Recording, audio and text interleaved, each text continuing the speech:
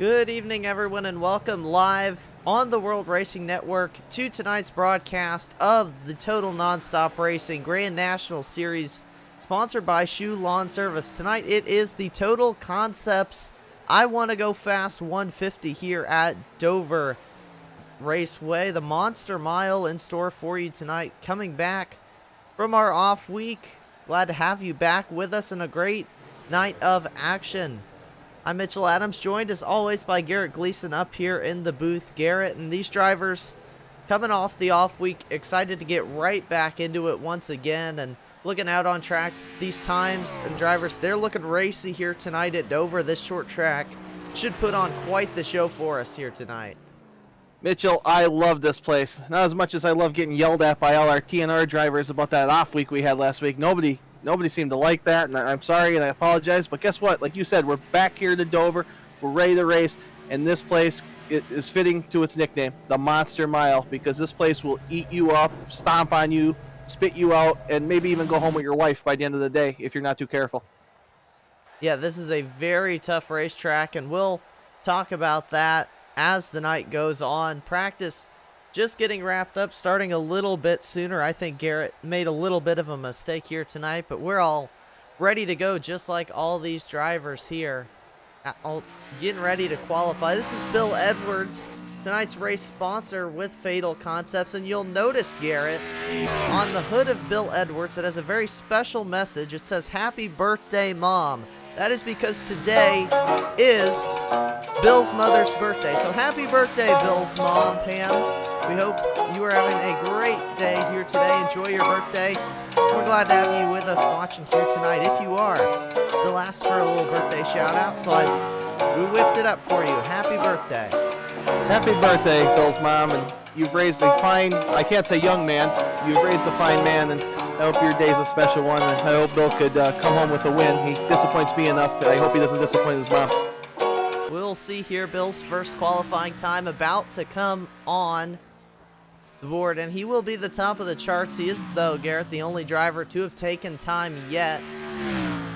Take a look around the field at the other drivers out on the track. Here is the number 90 machine. Here's the 74. Jake Bustos out on the racetrack. I think a new look for Jake Bustos this week. A good-looking race car out there for him. A lot of drivers on track right now. There's Paul Bilson just pulling off the track. Jason Gracias as well. A lot of drivers. Already 12 cars have taken time here in qualifying, so very quick.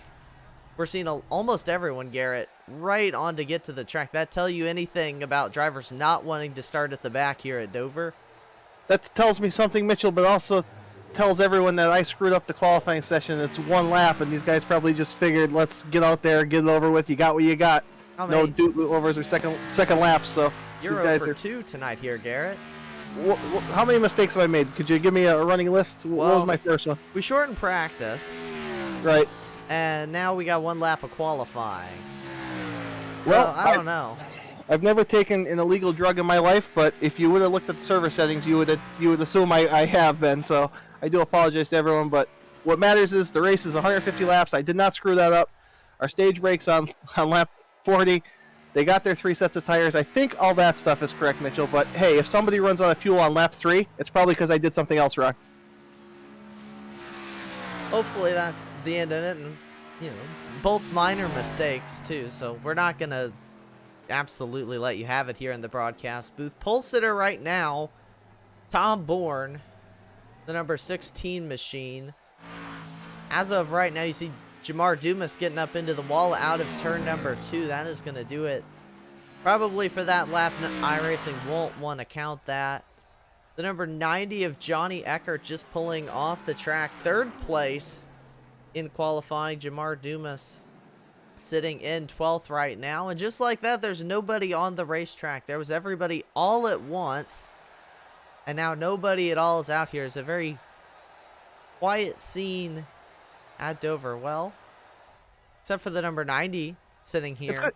It's good to see Johnny back in TNR. We had him around for our truck series. Always was a good driver, and it's always it's great to see guys either come back or or recruit other people into the league. So that means you're doing something right if this is a place that people want to race every Monday. So I'm always grateful to these guys giving us a chance, a second chance, a third chance, whatever it may be. But Mitchell, I just wanted to, like, Tom Bourne came onto the scene last week, racing up front. JD Laird, like, they had tremendous battle back and forth. And I want to say Tom's going to be up there. JD's probably my pick to win tonight's race. Jason Gracias. This might be his best track, and he is due for a win. This is another new paint scheme to us. DJ Weeks in the number 97 get a lot of loose out of turn number 4. Like you said, qualifying time's very tight here tonight. You've got Tom Bourne just a couple hundredths of a second in front of Bill Edwards in second. The same thing really goes most of the field within about a half second of each other here, and I don't think DJ Weeks like that lap, pulls it back into the pits. Taking a look out at the chat with 10 seconds left in qualifying.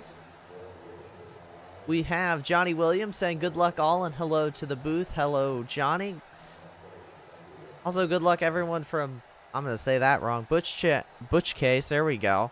Stephen Doziak says happy birthday to Bill's mom. And yes, happy birthday, Bill's mom. Bill's looking pretty good here tonight. Garrett going to roll off in second place, but I mean, it's, like you said, packed field here tonight. And so we'll just see as the drivers get transitioning over into gritting up for the race, and we'll take you through tonight's starting order here in just a moment. Got to get all my stuff in order here.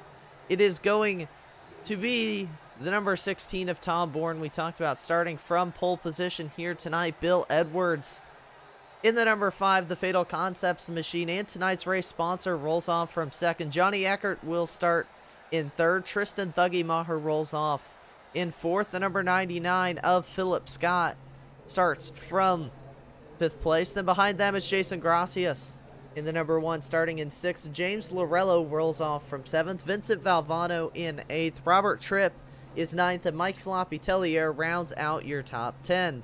Then behind them, Jake Bustos in the 74 starts from 11th. Jamar Dumas in 12th. Bob Giaquinto rolls off 13th. Johnny Williams 14th. Glad to see Johnny back out on the track as well tonight. Paul Bilson rolls off in 15th. That rounds out all the drivers who took a time in qualifying. Then JD Laird in the number 46, the man who's won 2 races in a row, starts from 16th. David Durand rolls off from the 17th position, and rounding out the field, DJ Weeks in 18th, Stephen Doziak Jr. in 19th, and Jason Schue in 20th. Yeah, like you said, Mitchell, a stacked field. There's a lot of talented drivers in this field, and a couple of the guys you touched on. Johnny Williams, it's been a while since we've seen Johnny out on track here at TNR. Johnny's one of the longest tenured Total Nonstop Racing members, somebody I go way back with, so it's nice to see him making his first laps of the season, and I'm hopeful that they are uneventful laps, because Johnny does like cutting the infield grass from time to time. So, Johnny, keep her on the concrete, bud. Yep, tonight's race should be a very good one. 150 laps here at Dover. We'll see who can prevail here early on. Of course, NASCAR started this past week too, Garrett, yesterday, so we're all in the racing mood here at the World Racing Network. I know a lot of people probably a lot more excited about the racing now that we're finally getting the off-season done in real life. Of course, we've been racing for a couple weeks here in TNR, so it's nothing new to us, but keep our eye on a lot of these drivers. And there's a big difference, Garrett. You're going to see in these early laps, drivers, usually you either go really hard early, charge through the front, or there's going to be drivers who probably fall back and save the tires. It's just a balancing act these guys have to deal with. Absolutely, Mitchell. The balancing act of the place here like Dover, and the balance in your race car is your tires wear, your fuel load dissipates. So you'll see guys starting off, maybe running the low line, low and slow, as Mike Floppy Tellier always told me. And then you'll see guys diamonding the corner, so I can't wait to see a bunch of different... Oh, we have an accident, Mitchell. Yeah, Tristan Maher spun the tires bad on the start. That collected a couple drivers behind him, Jason Gracias being one of them. And the caution flag flies. We didn't even get into turn 1.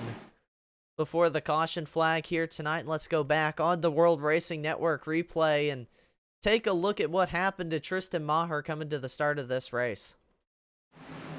Well, Mitchell, I'm not a broadcast professional like Peter and Bob that went to broadcast school, but we call this pulling the Doziak here on before the start-finish line. Tristan, like you said, just had some wheel spin there, wasn't ready. Maybe, I don't know, I don't think he'd be starting in the wrong gear, but you never know, and that just ruined a couple nights for sure. My pick, Jason Gracias, I feel like one of those wrestling announcers when you say, oh, that's my pick to win the Royal Rumble, and he throws the guy over the top rope 2 seconds later. That's what happened here.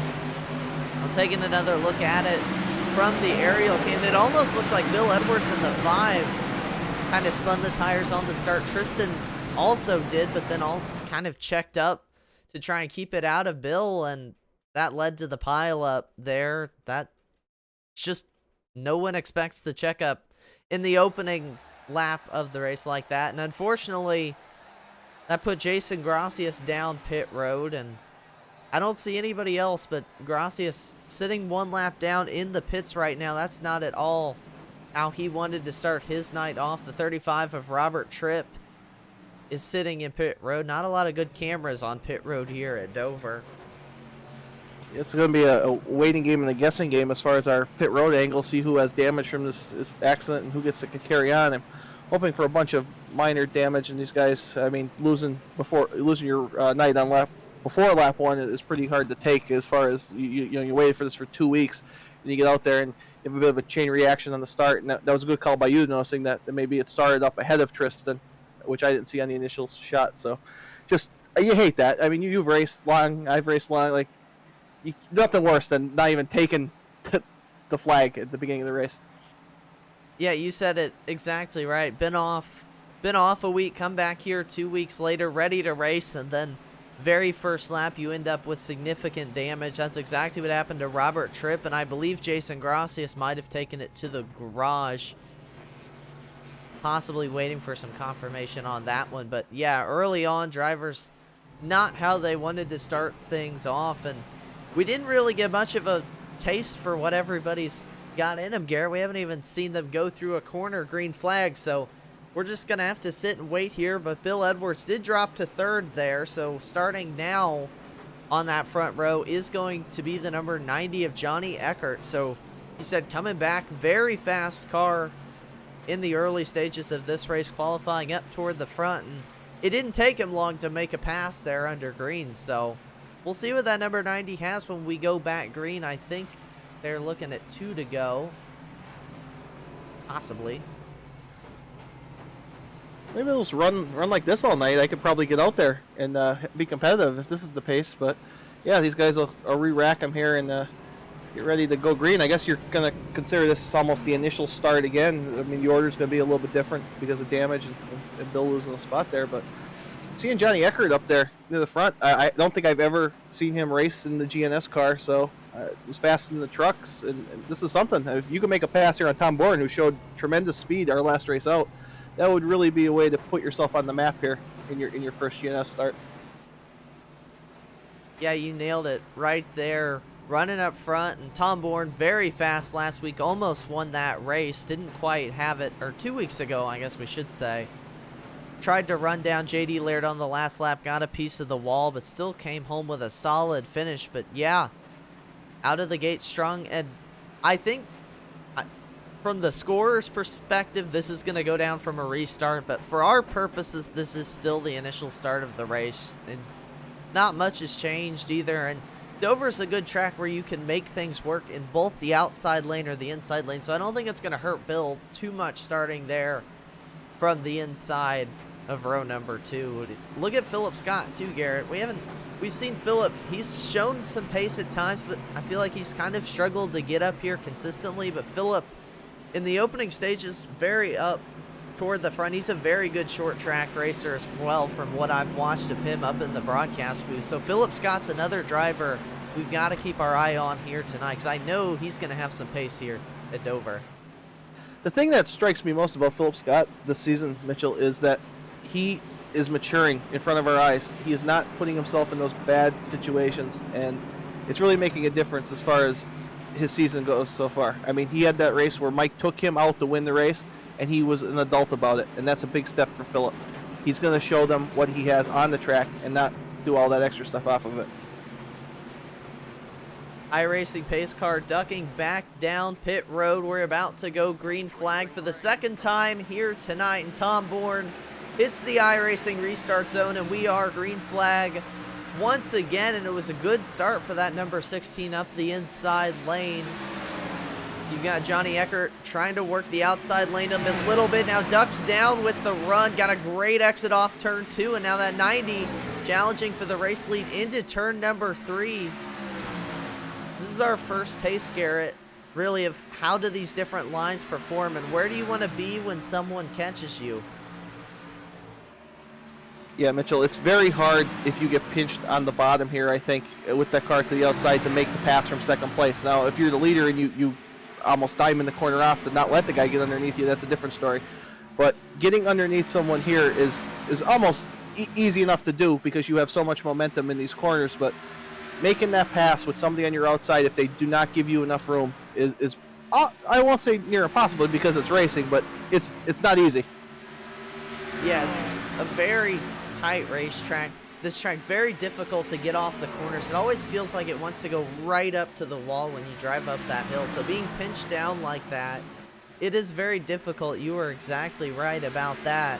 Tom Bourne now pulling away about a half a second now with the race lead. Got a good battle here a little bit back in the pack. These drivers have been going at it. David Duran just got around James Lorello to put himself into the top 5.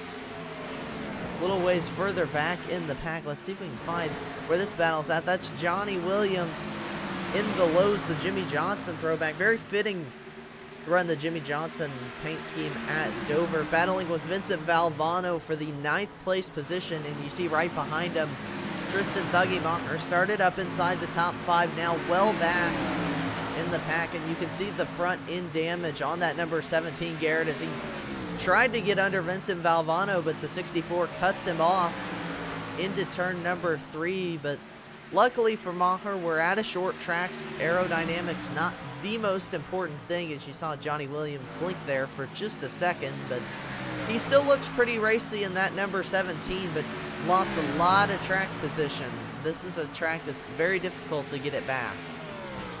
No, for sure. But Tristan, like you said, is a good enough driver. And you know what? Anger is a heck of a motivator, Mitchell. And if he's angry about, hey, this is not how my race was supposed to go, I'm going to get back to the front. I mean, as long as he doesn't have engine damage, I think aero-wise, he will be competitive enough. He knows how to work the car with the brake and you know, brake bias and whatnot to get himself competitive. And it was nice to see Johnny being competitive back there in the field as well, as we're looking back at our front 2 here. Tom Bourne and Johnny Eckert not letting him get out of his sights, and this battle is intensifying. An update from that opening wreck. Both Jason Gracias and Robert Tripp have taken their cars into the garage, so 13 laps in, we had drivers out of this race lap number 1. You hate to see that for both those drivers again.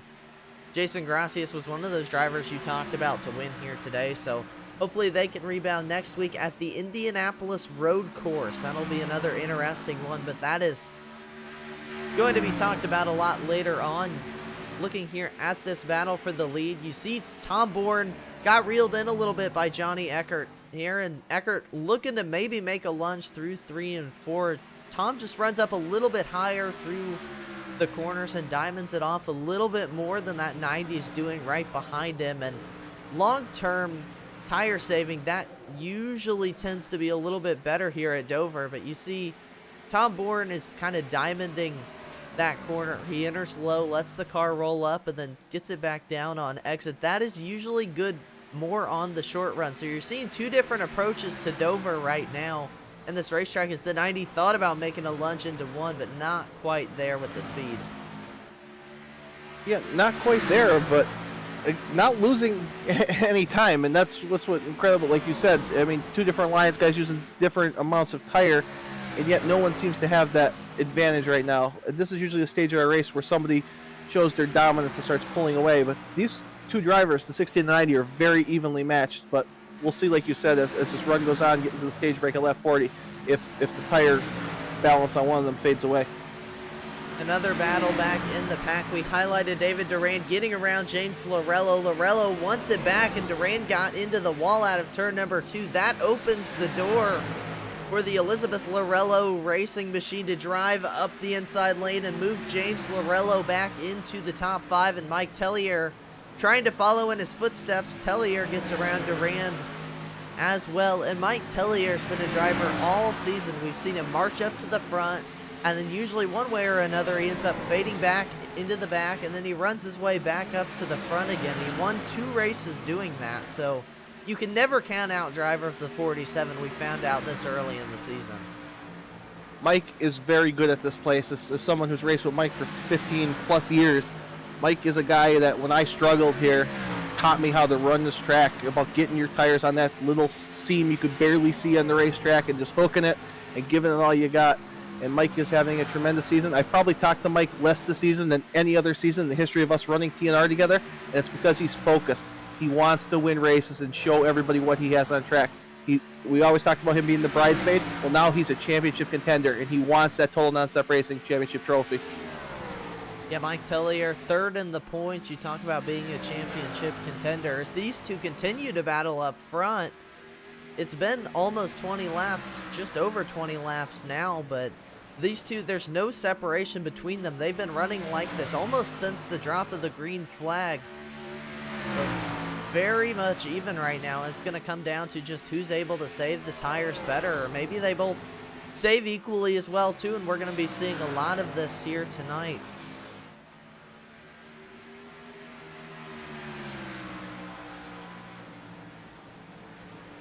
An update as well, and just noticing J.D. Laird not actually in the field here tonight. He was on the roster beforehand, but he did not take to the grid, so that number 46 not going to be winning 2 in a row, or 3 in a row, and that opens the door up for maybe somebody else, Garrett, to pick up 2 wins in a row. We saw Mike Tellier win races 1 and 2. J.D. Laird has won races 3 and 4, and maybe that's a good omen for whoever picks up the win here tonight.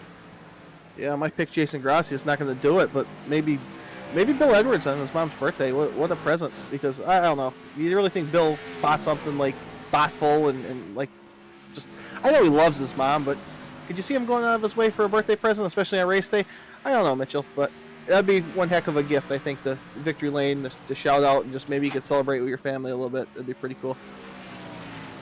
Yeah, Bill doing a good job right now. Fastest car on the racetrack the last time by was Bill Edwards. No one even close. He was a full 10th in front of your race leaders. He's been very good this season about being consistent and running up toward the front. We saw him battling for the win at Phoenix. That race didn't go like he wanted it to, but every single race it feels like Bill is right up here, just being smooth and consistent.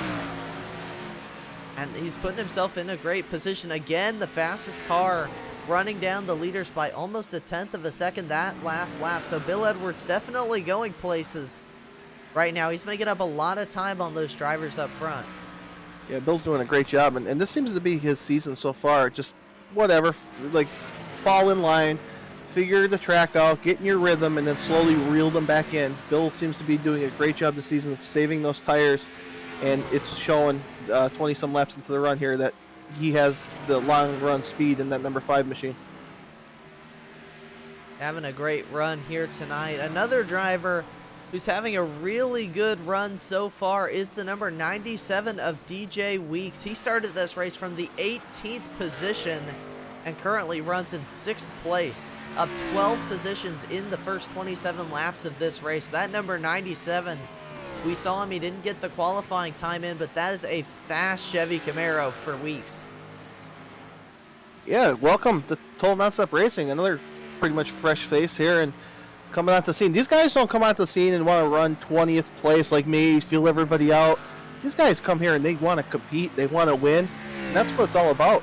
A respectful racing environment where everybody can just come in and race, and so far so good for the 97. Let's keep an eye on that car throughout the night. We talked about Bill Edwards being fast. That time by, Weeks was the fastest car on the lap. It was not Bill Edwards. They were close in lap times, but Weeks slightly faster on the last lap, so he is moving forward, trying to catch the number 13 of James Lorello. who's had a very good re-entry into the Total Nonstop Racing League. We hadn't seen James for a little bit, but came on the last few races, and he's put together some really good finishes in that number 13 machine. Of course, we're talking about driving his daughter Elizabeth's colors, and I think it's a slightly modified look here tonight, but I'm liking this refreshed paint scheme James has going on, and so far put him comfortably inside the top 5. We saw him battling earlier with David Durand, and the same is not the case for Durand. So you actually saw him get a little piece of the wall there out of 2. He has slipped back to 11th place. So David Durand really struggling, and you see him getting passed by the 55 of Steven Dosiak, who was kind enough once again to allow us to go on board with driver of that number 55, giving us another onboard camera this week. So big thank you to Steven Dosiak as you see him on board battling with that 24 of Durand. You know, Mitchell, it's crazy though that nobody else wants to be our onboard guy because Doze is so handsome and nobody else could compete with him. And it's really just a shame, but good to see Doze rocking the onboard. And it's a shame though him and his girlfriend can't fit in the same room because she's so big, so she's probably somewhere next door, but I hope she's listening in. You see still side by side between these two, and that's allowing Johnny Williams to catch up, as well as trying to see who that other car back there is. Jake Bustos in the number 74, who is 1 lap down, in position for that Tabletop Trio Lucky Dog Award when the stage caution comes out later. So what lap are we looking at for the stage 2? I didn't see that. Yeah, and the end of lap 40, Mitchell. All right, so about, he's only 8 laps away from getting that Tabletop Trio Lucky Dog Award. As long as Tom Bourne doesn't lap anybody else, he should be okay. And you see Bourne, nothing at all has changed up here at the front. It is still the 16 battling with the 90, and they are bumper to bumper. The only difference is that the 5 of Bill Edwards in that Fatal Concepts machine, he is creeping closer to this battle, just slowly but surely that is happening. But the thing that we talked about, Jake Bustos wanting the Lucky Dog thing he does not like, is Paul Bilson in the 00 out the leader's windshield. You see some damage on the 00 as well, possibly from that opening lap, not quite sure. But it's going to be close if Bilson can stay on the lead lap. That would take the Tabletop Trio Lucky Dog Award away from Bustos. So there's a little race within a race, but you see how quickly the leaders are reeling in Paul Bilson. I think they're probably going to make that pass before we hit lap 40. Yeah, that's almost a definite at this point, Mitchell. And I assume Jake Bustos is running pretty decent lap times. I think by the end of it, he'll be able to get his lap back and be somewhat competitive out there. So Wilson goes a lap down here. He's going to hope nobody else goes a lap down. And that's the game within the game for our Tabletop Trio Lucky Dog. You just make sure you're in that position and that nobody else is going to get that in the next 3+ laps here. And just want to say thank you to our friends over at Tabletop Trio for sponsoring our Lucky Dog Award. It's always a pleasure to have your logo up on screen. And I'm sure Bob's going to get up here in the top 10 here shortly. Yeah, Bob Giaquinto in the Tabletop Trio machine. He runs 13th right now. Also, a lot of front-end damage for him. That seems to be the trend. Also, as the rear of that car beat in quite a bit. But gave Tabletop Trio a listen the other day. It was very entertaining. So if you are looking for a good podcast, I believe they're live Wednesday nights. You can follow them on social media, and the link to their Twitch channel down in the description of the stream as well. So go check out our friends at Tabletop Trio. Big thank you to them, as always, for sponsoring the Lucky Dog Award this season. 2 laps to go until the stage, and the 16 is holding on over the 90 of Johnny Eckert. I have been very impressed with how long these two stayed together. There's not been any fall off between either one of them. They've been running in each other's tire tracks since we went green. These are going to be 2 drivers we've got to keep our eye on come later in the race. I feel like, I think I already said it, but they are going to be like this for a while, and it's just a matter of can anyone else get up in between them and get the edge, or which of them can get the edge. Right now, it's been the 16 of Tom Bourne leading the race, just been able to maintain that pace as your leader crosses the start finish. So that should be our stage caution momentarily. There it is.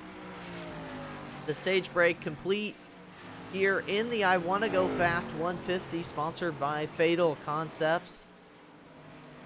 Tom Bourne wins the stage like we said. Johnny Eckert finishes in second. Bill Edwards comes home in third. The number 99 of Philip Scott in fourth. The number 97 of DJ Weeks finishes in fifth place past James Lorello on the final lap of that stage for fifth place. Mike Tellier in seventh, and Jamar Dumas going to score some points here tonight in eighth. Those are the 8 drivers scoring points here on tonight's stage break. Mitchell, I appreciate you going through the top 8 there. That makes things easier for me when I'm putting the points in. But Tom Bourne pretty much led from the get-go there in the number 16 Flat Out Racing Network machine. And just wanted to give a shout out to our friend Matthew Rodriguez, who's not here with us tonight, the owner of FRN. We miss having you out there. You're always exciting to watch. I hope to have you back next week. And pit stops getting underway now. Everybody we would expect down pit road this time. Dover very hard on the tires, loves to wear them off. You see a couple drivers stay out. They're going to take the wave around, presumably try and get a lap back under this caution, which it's very, very handy to do that. But the risk, because I don't know if they all can necessarily hit, that would make it a little bit stressful in terms of trying to get more laps back. You don't have too much longer left on fuel. But Tabletop Trio Lucky Dog Award, Jake Bustos looks to have gotten it here. I thought it was Paul Bilson, but I think Bilson pitted and that took it away from him, I believe. Wow, that's a tough break. You see the 00 down pit road, and I believe, if my recollection is correct, you have to wait. You can't pit with the leaders. You have to go around a lap and then pit. And Bilson down pit road, so my thinking is that took him out of the Lucky Dog. Oh, that's like a Mark Martin pulling down, what was it, Bristol, and not winning the race type thing. Yeah, I think not good. Yeah, I don't remember what track it was, but you're exactly right. If that's the case, that's a big, big hiccup for that 00 team. Not much changed under the pit cycle. Tom Bourne still your leader. Johnny Eckert in second. Bill Edwards third. Philip Scott fourth. None of that changed there. Your big loser on pit road was the 97 of DJ Weeks. We talked about it moving up through the field. Oh, never mind. iRacing scoring was being very weird. It had him at 11th, but there he goes right back into 5th place. So what do I know, Garrett? Well, you know a lot more than me, so that's saying something, Mitchell. I rely on you to be accurate, and I'm the one that just kind of makes it up as I go along. But hey, I've made about 27 mistakes before the race even started tonight, so you're entitled to have one based off of a scoring glitch.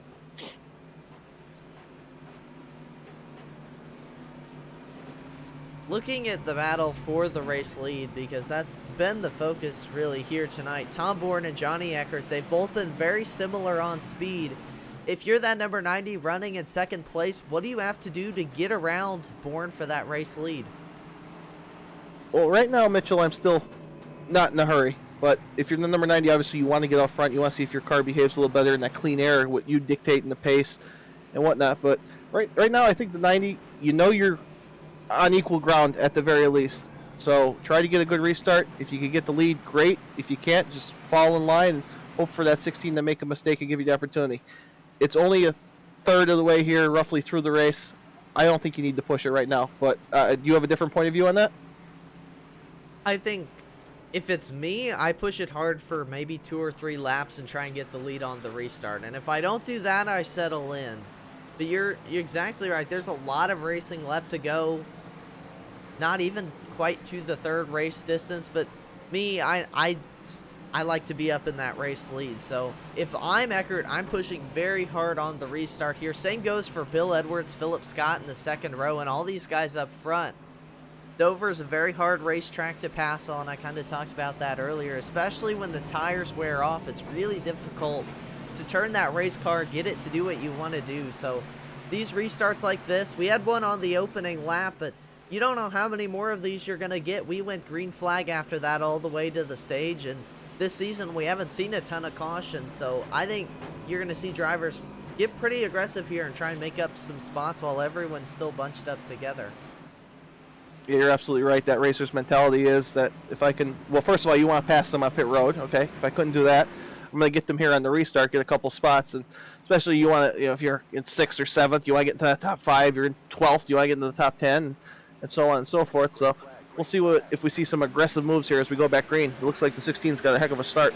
Yeah, Tom Bourne, a great restart there. Got well out in front of the 90 of Eckert. They head down into turn number 1 and 2. That 90 closed right back up on the bumper. The 99 of Philip Scott was able to get around Bill Edwards on the outside lane, but the battle is for the race lead right now. I think it looks like this is exactly how they were running the entire last run, but Eckert not content with that. He jumps to the inside, and we saw this exact same thing happen on that last restart, and Bourne, I'll get it right eventually, was able to hang on in the outside lane, but this time though the 90 slides up the racetrack. Almost contact between those two. He had to check up. Almost contact again. The 90, he is tight trying to get that race car turned in the inside lane. Wow, that was intense, Mitchell, and like we both talked about, you get on the inside lane, you get pinched down a little bit, and the 16 did nothing wrong there. There was room for the 90, but it is just so hard to make that pass without that momentum of being able to swing up out of the corner, and they both did the adult respectable thing and not ran into each other. As look at that battle here, we see David Duran, Jamar Dumas, Steven Doziak, it looks like Bob Giaquinto there behind them. Yeah, this has been a good battle here on the restarts. David Duran just got around Jamar Dumas, and now Dumas under fire from Steven Doziak in second. Up front, we'll switch the cameras. Well, I thought Eckert was making a lunge. Another not quite accurate there, but Philip Scott, talked about him, got him around Bill Edwards on that restart, and he has settled in nicely to the 3rd position. Bill Edwards sits in 5th, the 97 of Weeks in 5th, Bill Edwards is in 4th, but the field got single file really quickly. I honestly expected a little bit more double file aggressive racing here on the start, but I think everyone kind of going with what you had said, Garrett. Settle in here, a lot of racing left, and try and save some tires here, be good on the longer run. I might say something here that's going to shoot myself in the foot after and make me look stupid, but as far as a league goes, Total Nonstop Racing, league maturity, these guys are all veterans. We race with each other pretty much every week throughout the year, minus a couple off weeks here and there. You know it's only lap 50. You don't have to be crazy. You don't have to make enemies out there. Hey, if I could pass you, I'll get up and pass you. If not, I'm going to settle in here for a while. I know that's kind of contrary to the racer mentality, but we see a lot of that here at TNR. Everybody just gets in their groove, and then when I catch you, I'll pass you. But until then, I'm not going to abuse my stuff. I'm not going to wreck my stuff. I'm not going to hurt my chances of having a good finish tonight. And that maturity, I think, says a lot about these guys in the field, as these guys are not holding anything back, Mitchell. They've been locked on each other's bumpers all night long, and Eckert is not letting that 16 get comfortable in the race lead. And I don't think you can do that, Garrett. You've got to keep the pressure on Tom Bourne, because if he starts to slip away, not much you can do to catch him. As you see, that 90 jumps back to the inside lane. Hasn't been able to make it work yet tonight. We'll see if this time is any different. Oh, they make contact, and the 16 up into the wall. The 90 slid up just a little bit on corner exit. That would definitely go down. It's just hard racing, but the number 90 of Johnny Eckert move him up into the race lead now. Tom Bourne gonna slip to second, and that 16 probably not happy with how that went down. Probably not happy, but like you said, it is good hard racing, and yeah, you'd like there to be no contact, but when that happens, now if I was the 90 and I did that, and I'm saying it's not intentional, I don't believe it was, but he wanted to take the spot and lead. If the 16 gets back to me, I'm going to give him a little bit more room to say, hey, my bad. I pushed up a little bit, but I wasn't trying to wreck you. But if you get to me again, I'm gonna do the courtesy thing, and then I'll try to pass you again a little cleaner. So we'll see if that transpires here between the 90 and the 16. But wow, what a battle we're having for the lead 56 laps in. Yeah, these two just have magnets on their cars that are linked up to one another. They just have been around each other the entire race. And the 90 of Eckert, he's slipping away to a little bit of a lead, just under half a second. Of course, that 16 got slowed up from just scraping the wall. That car looks perfectly fine in second place, but That 90, he's slipping away, and that's what I was starting to talk about before Eckert made the move. You can't let that driver in front get comfortable to where they can run more comfortable where they want. And so you see Paul Bilson kind of tried to take the low line in front of Eckert, moves up the track, but that's going to slow that 90 car down just a little bit. And you see again, Bilson went low to the inside. That's where Philip Scott wanted to pass him, and Scott going to lose a spot to Bill Edwards, and now maybe DJ Weeks as well because of that. So that cost Philip Scott a lot of times. And James Lorello looking up the inside as well. Tellier right there. Philip Scott just struggled to get the momentum back up after that. And it's just those slight things like that, Garrett, catching the lap car where you don't want to catch him and having him go where you don't want to go him. Those little things when you're running in a pack like this can cost you 4 positions, like we just saw happen to Philip Scott. So you got to always be in the race. I'm not saying Philip wasn't, but just bad circumstances there cost Philip Scott quite a few spots. Yeah, it's a brutal circumstance for the 19 Philip Scott, but like I said, his maturity is getting there, and I don't think he's going to let this defeat him. And as far as Paul Bilson goes, he's doing his best out there. And the key is when you're being lapped or your lap card, just run a consistent line. And I think maybe we should have made that a little more clear to Paul before the race. And I do apologize if that is the case. But Paul, just run a consistent line out there, and they'll figure out how to pass you. And that's the worst thing. And Mitchell, you know, because you lead a lot of races, and me because I get lapped a lot. But just let them. If the leaders see you running high every lap until they catch it, don't run low as they're catching you, because that just throws everybody off. But I don't think Paul did anything wrong intentional there. I'm just stating that as a fact. Battle for third place between the 5 of Bill Edwards and the 97 of DJ Weeks. Weeks looking up the inside lane. Bill Edwards able to get around him on the top or hold off that position. We've seen that high line be very good for defending position. We saw Tom Bourne hold off Johnny Eckert a couple times for that race lead by just running that outside lane. Edwards able to do the same, but you see that 16 slipping back a little bit closer to Bill Edwards. Johnny Eckert has slipped away to over a 1-second race lead now. That gap sits at about 1.1 seconds. He has back to Tom Bourne. So the 90, he's pulling away now. This is very different from what we saw in that first run. Mitchell, I wonder if the 16 of Tom Bourne has a little bit of damage from hitting the outside wall there. A little bit of a different handling characteristic, and it's possible that the 16's not where it needs to be, and they'll need a pit stop here to maybe make it right again and give another run at this number 90 of Johnny Eckert. Yeah, that might be the case, and he did get a little bit of the wall on the first run. Wouldn't have thought that had much to do with it, but you see that 16, he's just sliding back a little bit, and maybe that just flustered him behind the wheel, and that's sometimes all it takes for you to just start losing ground. But the caution flag flies. We'll have to take a look on our WRN replay, try and find where that one came from.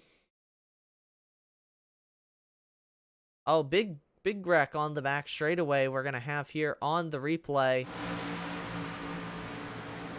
This is the 9. Watch the 9 and the 64. Johnny Williams in the outside. Vincent Valvano to the inside. Vincent Valvano. Oh, Williams just kind of got into the outside wall a little bit, and along came Tristan Maher. Didn't have time to react, and 2-car accident on the back straightaway. We'll go on board with the 17, but it just happened so fast. You come off that corner, and Tristan really didn't have time to react, and you'll see that in the replay. Just Johnny just barely a little bit too high, and unfortunately for these two drivers, heavy damage.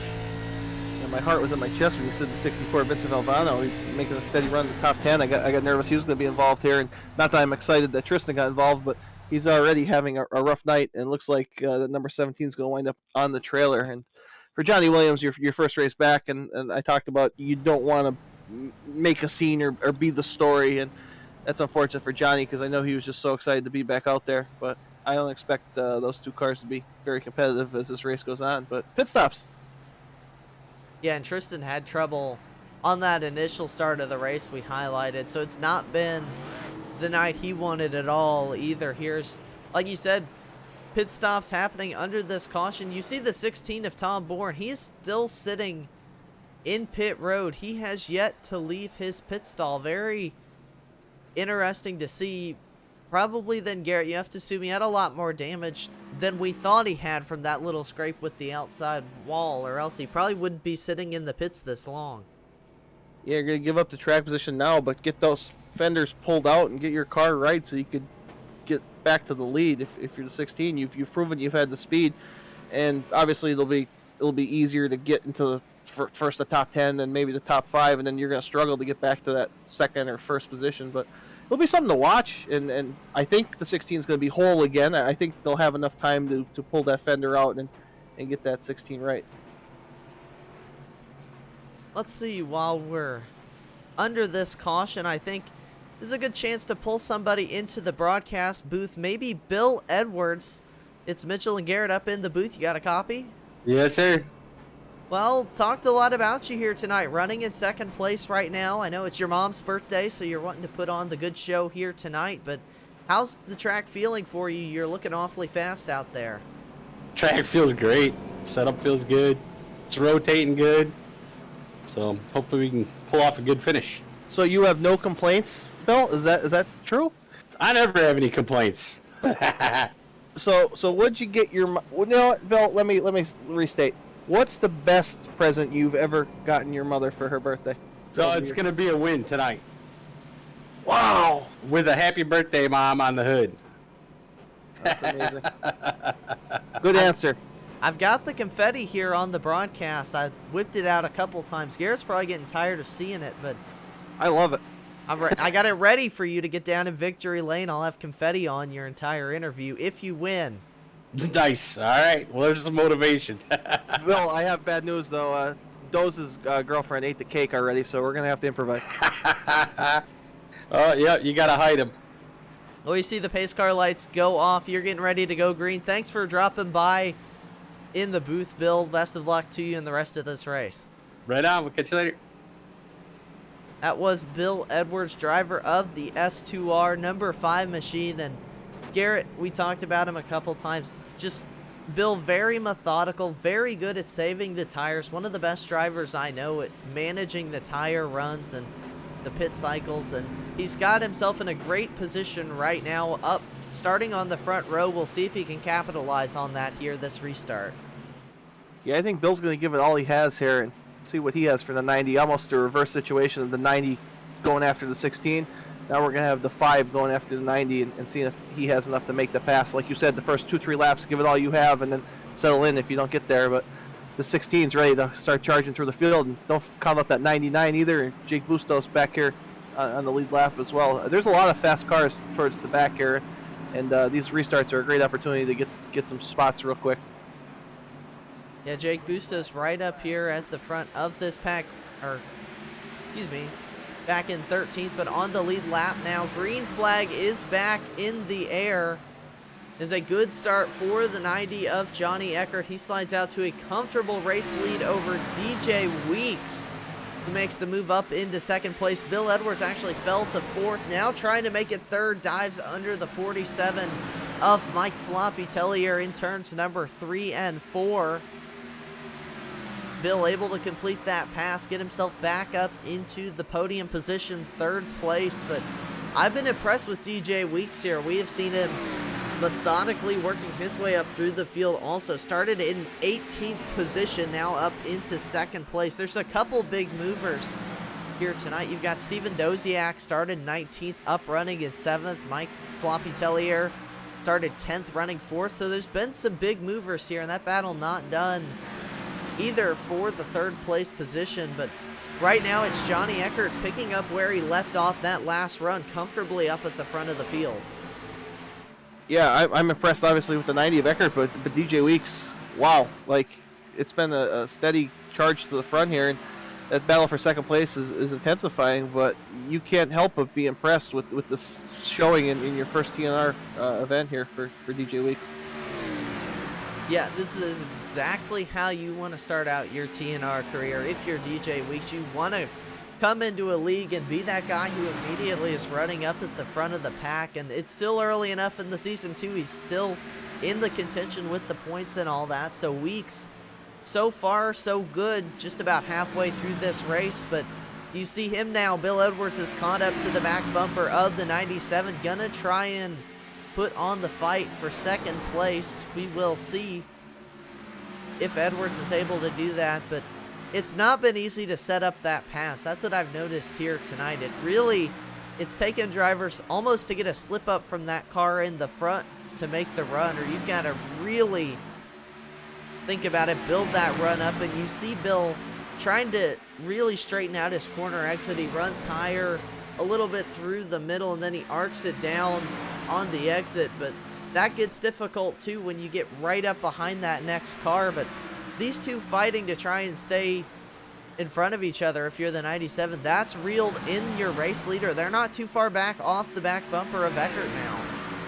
No, it looks like they're reeling him in as a tandem there, and I was watching Floppy's line there in 3 and 4, and I like how he's kind of breathing it up a little bit toward going up the hill and then coming back down. That's a good way when you're chasing cars, I feel like, to keep your momentum and keep moving forward. And when Mike gets to the back bumper here of the 5 of Bill Edwards, you'll be able to maybe see him be able to dive underneath here on one of the straightaways, but still a little too soon for that, as we watch Bill getting a little bit sideways out of turn 2 there, which seems to happen every single lap here at Dover.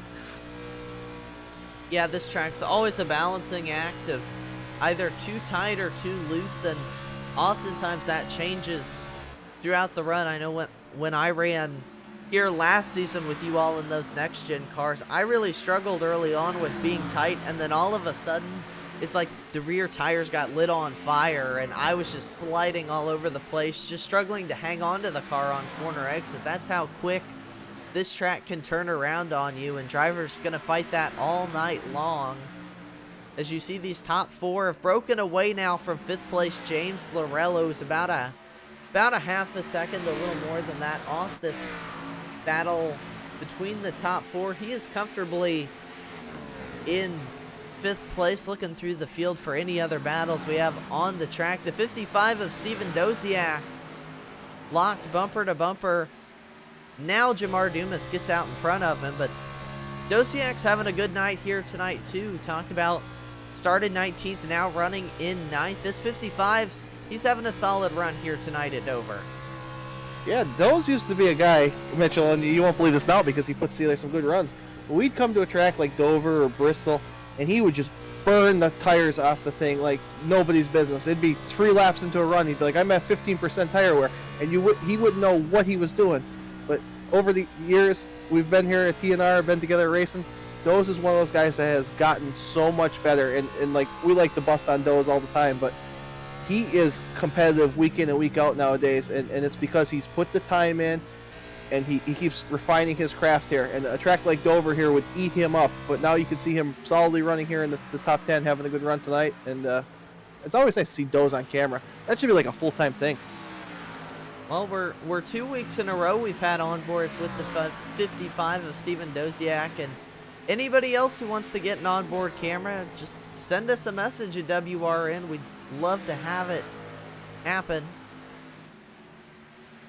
Check back in on your race leaders. Not much changing up here. Didn't really expect it to be that way, but Johnny Eckert still holding on to a solid race lead. Tom Bourne in the 16. We saw him pit. He is now up into 6th place after that long pit stop. Just got around Vincent Valvano for the 6th position. He's 3 seconds behind your race leader, though, so he's probably going to be wanting a caution because we saw how close those two are on pace, and 3 seconds not going to be easy to make up just on green flag runs alone. Yeah, before I touch on Tom Bourne, Vince and Valvano, Vinny having a solid run tonight. He's been in the top 7 or 8 every time I've looked at the scoring monitor. So I love seeing Vinny competitive, and I want to see a top 5 by the end of the night in that 64 Bagcraft machine. But we'll see if Tom Bourne here could pull away from Vinny a little bit and start closing that gap to the 5th place vehicle in front of him. But like you said, without a yellow, it's going to be hard to make up that much time. Good battle back in the field as well. Philip Scott just got around the 24 of David Durand. Or excuse me, Philip Scott and David Durand both just got around Steven Doziak. So a little bit of a slip from Doziak. I think we were talking about him singing his praises a little too much, and he had to slide back a little bit to compensate for it. But he's battling as well with the 23, Bob Giaquinto, in the tabletop trio machine. We've seen Bob have strong nights at around the top 10, and he works his way through the field. He's up one place from where he started this race, and right now just trying to put some smooth, consistent laps down, and that'll get you places. Just being consistent. You don't have to have flashy races every single week, but just put in some good, consistent runs, and you'll be there when we talk playoff time and the points. That's sometimes all you need to do. Yeah, if you're Bob, you show up every week and you just want a nice, consistent run around all the laps. And before I could even finish the thought, looks like we have a yellow out on the track, Mitchell, and you'll queue up the replay. And I'll just keep talking. And I'll as soon as we roll this, I'll handle this first look, and we'll go from there. All right, we have the 35, Robert Tripp, out there on track. And yeah, Robert, this track will suck you into the wall and eat you up like nobody's business. And that's unfortunately what happened to the 35 there. And I was going to say this earlier, actually, when we were talking about some of the drivers. You guys who are watching at home, you don't know how much this track just sweeps you up off the corner towards that wall. You think you have all the room in the world, and with the banking and the momentum you have, sometimes it is just a lost cause as far as not hitting that wall. Yeah, that's exactly what you saw happen. Once that car gets going on the upward slope, sometimes not much you can do to save it. Robert Tripp, glad to see him back out on the track. Thought he had taken it to the garage for good there, but he's been out after the opening crash on that opening lap, but he's been back out on the track for a while. Up to 16th place now, but that's a lot more heavy damage to that 35. Already wasn't going to be competitive. That's just kind of a nail in the coffin. We'll see if he keeps it back out on the racetrack. And Did we have some mixed strategies there, Mitchell? Did a couple guys quit? Yeah, that's exactly what I was just about to talk about. You had most of your leaders stay out on the racetrack. Johnny Eckert, DJ Weeks, Bill Edwards, and drivers up here. Then some other drivers, the first one on track being Mike Tellier, who was inside the top 5, decided to pit under this caution. They'd been out on track about 20 laps on these tires, so a little less than half a run of what we would expect a fuel run to be here tonight. So you've got a mixed bag of strategy, and this comes down to the tire limit. Garrett, do you want to take those tires now, or do you want to save them for later? Maybe think there's going to be another caution come late in the race where you want to take tires. And you see mixed strategy. Mike Tellier, James Lorello, Tom Bourne, Philip Scott, Jake Busos, Steven Doziak, Paul Bilson, 4 laps down, and everybody else whose lap decided to come into the pits on this lap. But these drivers who are going to start up front, a lot of the drivers who've been up front on that last run, they're going to be on older tires. And we talk about the importance of tires here at Dover. I think they're probably going to get eaten up by those new tires here on this restart. I've been proven wrong before, but from my old driving days, which hopefully will refresh sooner or later, but the 20 laps on tires at Dover, you're looking at maybe half a second speed-wise. I mean, maybe that's a little bit exaggerated, but you know what I mean, Garrett. There's a lot of fall-off on tires that happens in 20 laps and a heat cycle. Absolutely, Mitchell, but I think I want to be in the position these guys are in. Yeah, you're probably going to get eaten up by the new tires, but if these other drivers have taken, there's 3 sets of tires you have in the pits, and by my calculations, this would be the 3rd time they changed tires, so those guys are out of tires. They're banking on green to the finish, and I mean, yeah, we're having a lot of green flag runs here, and they're going to be in great shape if that's the case, but if not, you're going to want tires, and if these guys who are already fast will have that fresh tire advantage at the end, they're set. Like, your strategy paid off. One of you guys is going to win the race. I mean, there's no way these other guys are going to, on what, if the yellow comes out 30 laps, these guys are going to be on 30 lap older tire. Like, it's Mitchell, it just doesn't seem to benefit them. So it's a big gamble, but I think it's a worthwhile gamble if you knew you did not have something to win this race outright. And again, we have seen a lot of green flag racing, so I don't think it's the most terrible strategy call. You see another interesting call, the 90 of Johnny Eckert taking the outside lane for this restart. I don't remember if a leader's done that up to this point in the race. He might have done it on the last restart, but that number 90 giving away the inside lane here on this restart, but we've seen him get some nice jumps so far tonight. He's going to look to do that again. Your top 10 for this restart: Johnny Eckert leading, DJ Weeks in second, Bill Edwards is third, Valvano in fourth, Dumas in fifth, Durand in sixth, Giaquinto seventh, Tellier eighth, Lorello ninth, and Tom Bourne rounds out the top 10 here. And the drivers 8th place on back all have fresh tires. Green flag back in the air, and again a good start for the 90 of Eckert. We'll see if DJ Weeks can do anything on this restart. Doesn't look like it through the first turn. Eckert getting away to a sizable lead. We'll throw a camera while this battle for the lead is spread out on the fresh tires here. That's Mike Tellier in the 47.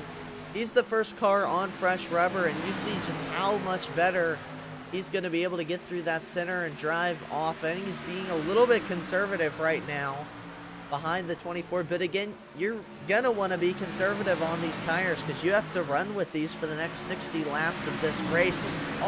Gets a little bit high into the 24 of Durand. Dumas went for a ride down the inside lane, and Jamar Dumas just cannot catch a break to save his life. It's just been a terrible start to the season for that 28. He's gathered it back up, and he's okay, but you got to feel for Jamar. It's just incidents like that. And that was just him trying to slow up and get down the track to avoid it, and just lost the car in the hill. Yeah, I feel bad for Jamar. He clearly has speed. He's a great race car driver, and he is just having some horrible luck. He's been fighting a monitor problem before the race, getting some help from the other guys, trying to get his, I believe it was his fourth monitor working properly. So if you're Jamar, you just want to have 1 week this season where you could just go out there and run all the laps and not get involved in anyone else's mess. And so far that hasn't been the case for the 28, but like you talked about with Bob and some other guys, keep just doing your best out there and just be in position for when either you get in on points or you get in through the last chance qualifier to make the show, and then maybe your luck will change as we're here looking at Mike on the fresh tires closing in on Vincent Valvano. Yeah, Mike Tellier up inside the top 5. James Lorello followed him through into 6th. Tom Bourne just got to 7th place. They're not moving up as fast as I would have expected, but they are still making up a couple tenths a lap on the leaders through kind of all that traffic and chaos. Johnny Eckert, he's 3 seconds in front of this 47 here, so that is a pretty sizable margin. And if you're Mike Tellier, you want to start making up that gap, because again, you need track position here over the long run to make this strategy work. Eckert sits comfortably, as you saw the number 47 making the move underneath Vincent Valvano, completes that pass there. The number 90 and 97 running up front. And these are two drivers making their first starts of the season here tonight, both running 1-2 over halfway through this race, almost at the 2/3 race point. And they've pulled out quite a bit from Bill Edwards now, Garrett, over a second back to that number 5 sitting in 3rd. And for these drivers, unless we get another caution, they're going to have to make a green flag pit stop probably in the next 20 to 30 laps. So that's just something to keep your mind on, and that's where this mixed tire strategy is going to get interesting. Well, Mitchell, Bill's running the 3rd, but he's got them just where he wants them. He's going to win this race for his mom. He said it. We all heard it. So whatever he's doing right now, there's a reason for it, Mitchell. He might be just saving enough or pulling out some sort of strategy, because when it's all said and done, we're having that confetti up on the screen, and we're celebrating this thing right. Yeah, he's been very smooth all night long, and that's what you want to do at Dover. You don't always want to be pushing too hard and putting yourself in jeopardy, because we've seen what just a little bit of damage can do to you. We saw the 16 of Tom Bourne just got into the wall a little bit, battling with Johnny Eckert for the lead. A little contact between those two, and how much that car fell off after that. And he's still doing a good job running in 7th place right now, but that 16 car just hasn't quite seen the same ever since that incident. No, you're absolutely right on that, Mitchell. I figured once the damage was fixed, that 16 would work his way right back to the front, but it doesn't seem to be the case, unless you think it's possible he's saving a little bit of tire, knowing that he's used up his 3 tire changes. It's possible, But the other drivers on fresh tires, Mike Tellier's almost 3 seconds in front of him on track. So I feel like he would want to push to keep pace with those drivers, knowing that he's really got to keep up with them. I mean, I could be wrong, but you know, I think that 16, we saw it even before this tire strategy. That car just wasn't getting up through the field, making the positions like maybe we would have expected, and seeing that a little bit on this run maybe as well. And I'm impressed too. We'll go back to Vincent Valvano. Mike got around him on fresh tires, but that 64 is hung right with Mike Tellier. In fact, Tellier's lost time to your race leader over the last couple 10 laps. He's lost over a second to Johnny Eckert. So that's the 90 up front. He's putting down some lap time very fast. Of course, again, that could come down to Floppy really saving tires, but either way, it's impressive, and it's impressive for Vincent Valvano, who's been keeping pace with him.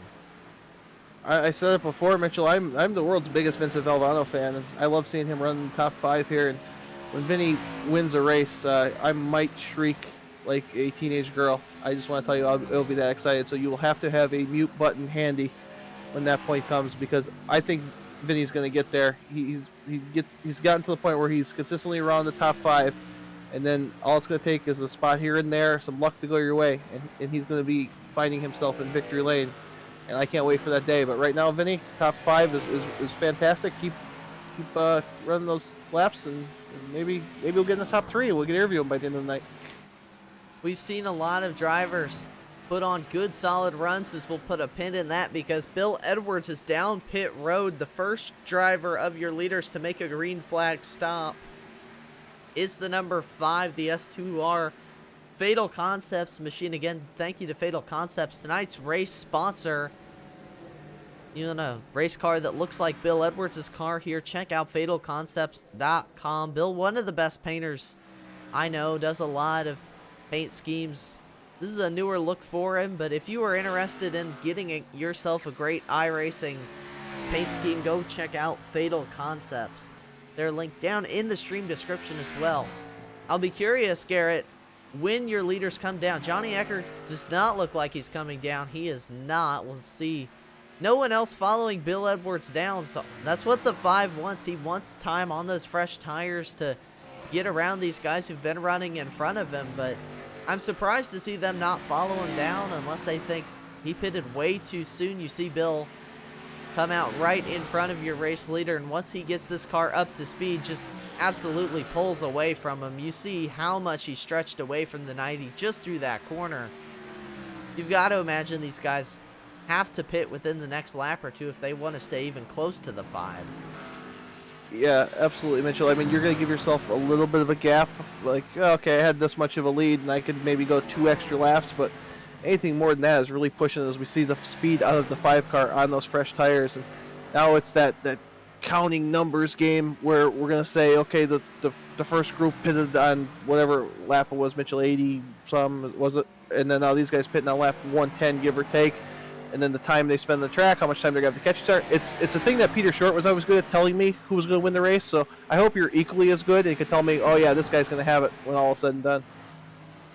Well, the way things sit right now is another taker down pit road. Vincent Valvano in the number 64. I like the call again to come down and get fresh tires. If I were a crew chief for the number 90 or the 97, I would have had them down pit road a couple laps ago, if that tells you my opinion on who's playing the right strategy here. Again, only time will tell, but when someone around me, I'm battling for the lead, pitted, I was immediately down pit road on the next lap, because you lose so much time here, and yeah, you'll probably gain a little bit back on the long run. You'll have fresher tires over the run, but you're losing half a second a lap maybe. For some perspective here, Johnny Eckert just ran a 25 flat his last time around. Bill Edwards' last time around ran a 23.5, so 1.5 seconds faster a lap than your race leaders right now. Bob Giaquinto down pit road now in the number 23 tabletop trio machine. So Mitchell, so just doing quick math, within 10 to 12 laps, you would be able to catch the car that stayed on the track from what basic math I would say. So if you're running any longer than 10 laps, Bill is going to be well ahead of this 90 when he comes back on track, and then you're going to have to hope that the new tire advantage gets you back there. But Mitchell, I just want to go back. You were talking about maybe being a crew chief for these drivers. I was only allowed to be a crew chief one time, and it was for Steven Doziak, and I accidentally clicked the do not fuel the car button, and I got fired instantly. And there goes the number 90 down pit road. I've done that once, but it was with tires. Of course, it was also for myself, so it's not as bad, but I once took my tires off and didn't realize, and that was not fun either. The number 90 of Johnny Eckert down pit road. That leaves DJ Weeks out on the track as your race leader, and it's a fine line too. Obviously, these guys are the crew chiefs and the drivers now, and I'm not doing that anymore, but you let Bill get away quite a bit, and that 5 was about a second and a half behind your race leader when he pit. So by now he's should have stretched that lead out quite a bit. And plus, you take into consideration you got drivers who don't need to pit here. Mike Tellier runs in second place, 3 seconds behind DJ Weeks. He doesn't have to come down pit road. He is your race leader, fresher tires now. He doesn't have to come down anymore. Doesn't have any more tires. So you've got to give yourself enough time to get back around and catch the 47.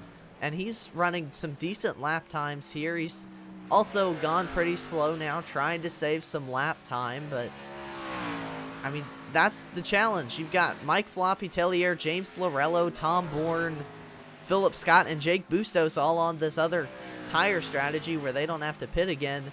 Those are 5 very, very good drivers, Garrett. You've got to run down if you're coming down pit road, and you've got to give yourself a lot of time to do that. Absolutely. And Mitchell, this is what racing is all about, right? You have all these different strategies, and perhaps the best car speed-wise won't end up winning this race because of strategy and all the luck and everything involved. But as we see here, Bill Edwards on the, I believe that's the back stretch here going to turn 3. And we were just watching a Mike at the other end of the racetrack, I believe, Mitchell. So that's just showing you the gap that, the first new tires against the new old tires, if we could say, is my favorite track graphic is up on the screen if you want to explain where they are in that graphic. Yeah, so it's a little hard to see, but the driver numbers are in there. Let's actually take that away, and then I will just make it a little bit bigger, and we'll pop it back up so you can see. Well, let's move it down the screen too. You can kind of see your driver, that 5 there, just crossed the start-finish line. He's the bigger circle. That's Bill Edwards. And we're going to go to another circle here as Bill's in traffic. This is the 47. You see his circle just got big and turned 3. So you got about half a straightaway to a straightaway separating the 47 and the 5. But keep in mind, Bill Edwards is 1 lap down because he pit. So you have to get caught up to the 47, get around him, and then go around the track a whole other time before you're going to be passing him for the race lead. And just to answer the question and to prove myself correct, not like that, but Bill Edwards, here he is. You got about a straightaway lead over Johnny Eckert. That's how much he gained by early pitting. Honestly, not as much as I would have thought, but you handed the 5 quite a bit of a lead, and Bill being as good as Bill is, that's going to be tough to beat. And DJ Weeks just exiting 4, almost half the track behind Bill Edwards. Wow, and thank you for correcting me as well. I had a moment there where I forgot that Bill actually has to pass Mike twice.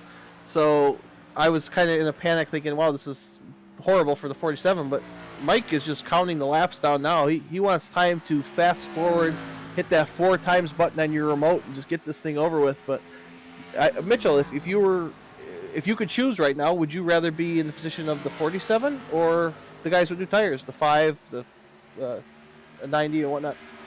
I'd rather be the 47 of Mike Tellier right now, unless we get a caution. I definitely wouldn't want to be Mike then. You actually see James Lorello down pit road.